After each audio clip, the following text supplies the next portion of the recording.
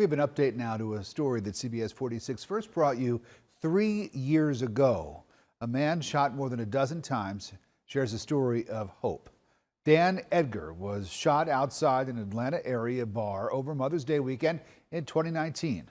CBS 46's Savannah Louis shares his inspirational message for us. Packing up for a quick drive to Athens. The easy trip once near impossible for Dan Edgar.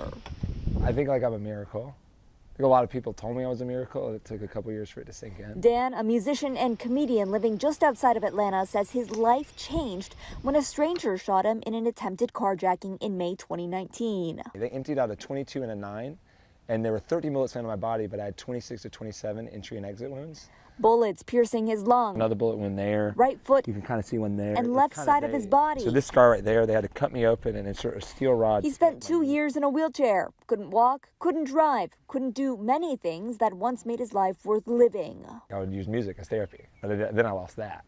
And the other thing I would do would be jog. I would did cardio and I would run a lot. I didn't have that. So it was just literally just like, I had nothing. His mind spiraled to a place so dark, he tried to commit suicide multiple times.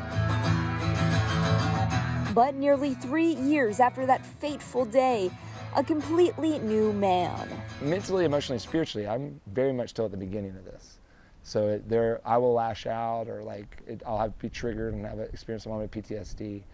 But I'm learning the healthy ways of channeling. Dan performs stand-up comedy and music several times a week, including a show in Athens tonight. So I feel hopeful, excited, overwhelmed, filled with joy, and a lot of grief and sorrow, and I think it all just kind of intertwines. And while he would never wish this upon anyone else, he's finding harmony in suffering. The mountaintop experiences wouldn't cease to mean anything if not for the valleys we walk through to get there. Reporting in Atlanta, Savannah Louis, CBS 46 News.